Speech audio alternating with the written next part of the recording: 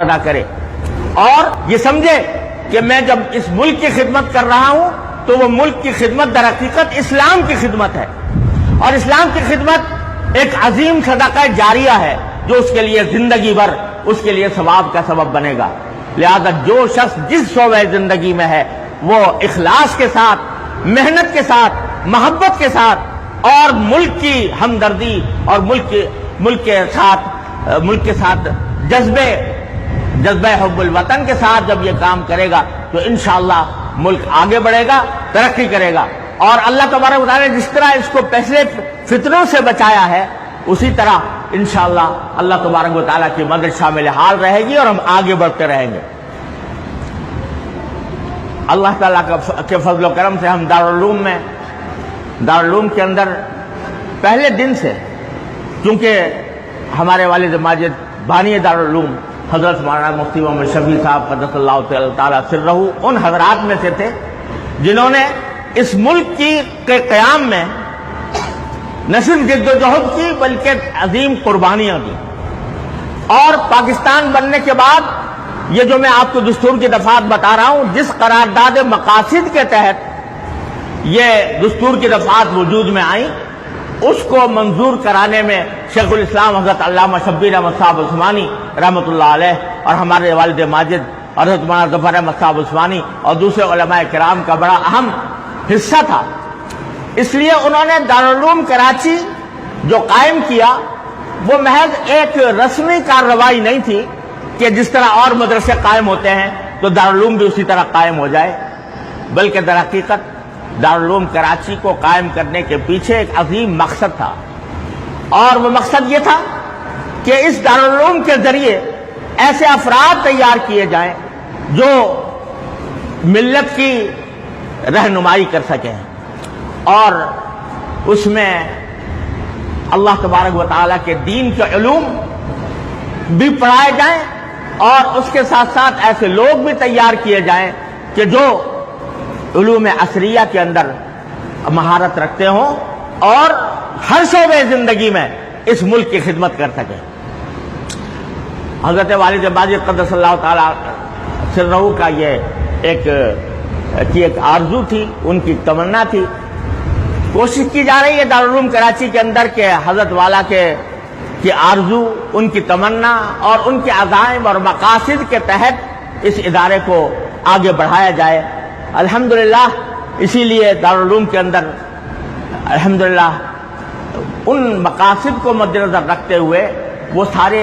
ہر قسم کے شعبے قائم کیے گئے ہیں جو حضرت والد ماجد قدس اللہ تعالیٰ سرہ کے پیش نظر تھے۔ آج کے اس مظاہرے میں آپ نے دیکھا کہ الحمدللہ دارالعلوم کے مختلف شعبوں نے اپنی کارکردگی کا مظاہرہ کیا ہے۔ اس میں ہمارے درس نظامی کے طلبہ بھی ہیں، اس میں مدرسہ ابتدائیہ ثانویہ کے طلبہ بھی ہیں، اس میں ہیرا فاؤنڈیشن کے طلبہ بھی ہیں، اور اسی وقت ساتھ ساتھ مدرسہ البنات کے اندر خواتین اور طالبات کا اجتماع ہو رہا ہے، اور وہ وہاں پر پاکستان کے ساتھ اپنی محبت کا مظاہرہ کر رہی ہیں۔ اللہ تعالیٰ ان سب کے کاموں میں برکت عطا فرمائے، اور اللہ تبارک و تعالیٰ ہمیں اس بات کی توفیق عطا فرمائے کہ ہم اس ملک کی تعمیر اور ترقی میں وہ کردار ادا کر سکیں جو ہم سے مطلوب ہے۔ الحمدللہ اس موقع پر مجھے یہ خوشخبری دینے میں بھی مسرت محسوس ہو رہی ہے کہ کل ہی الحمدللہ یہ بات سامنے آئی ہے کہ ہمارے ہاں جو ہیرا فاؤنڈیشن اسکول جس میں او لیول کی پہلی بار او لیول کے بچوں کا امتحان دلوایا گیا تو اس کا نتیجہ بھی الحمدللہ 100% آیا ہے، اور نہ صرف یہ کہ 100% بلکہ 50% اس میں جس کو گریڈ اے کہا جاتا ہے یعنی عالیہ درجہ، سب سے اونچا درجہ، اس میں 50% کامیاب ہوئے ہیں، اور کسی کا بھی درجہ مقبول تک نہیں پہنچا بلکہ زیادہ سے زیادہ وہ جید یا جید جداً تک ہے، اس سے نیچے کوئی بھی نہیں ہے۔ اللہ تبارک و تعالیٰ کے فضل و کرم سے اللہ نے یہ ہمارے سارے شعبوں میں درس نظامی کی وفاق کا امتحان ہوا تو اس کے اندر الحمدللہ دارالعلوم کے اندر دارالعلوم نے شاید سب سے زیادہ پوزیشنیں حاصل کی، اور اسی طرح مدرسہ ابتدائیہ اور ثانویہ کے جب امتحانات ہوتے ہیں تو الحمدللہ اس مدرسہ ابتدائیہ اور ثانویہ کے نتائج بھی دوسرے اسکولوں سے ممتاز ہوتے ہیں۔ تو الحمدللہ ہماری بزرگوں کی دعاؤں سے یہ کام اس طرح چل رہا ہے، اور ہمیں آج اس موقع پر جبکہ ہم اللہ تعالیٰ کے حضور پاکستان کی نعمت کا شکر ادا کرنے کے لیے جمع ہے، یہ عزم تازہ کرنا چاہیے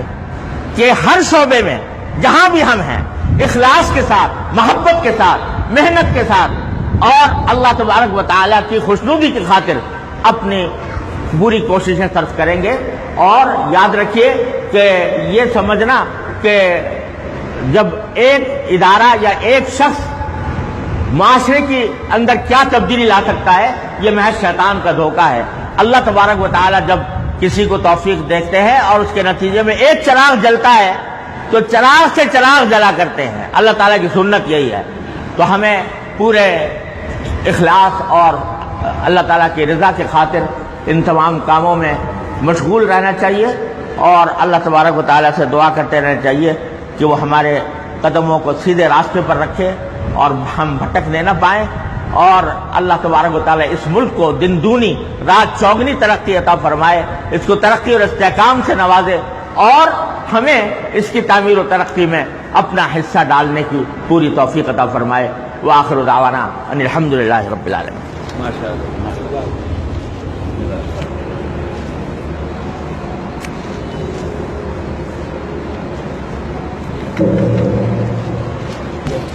سودائی پاکستان بنے سے پہلے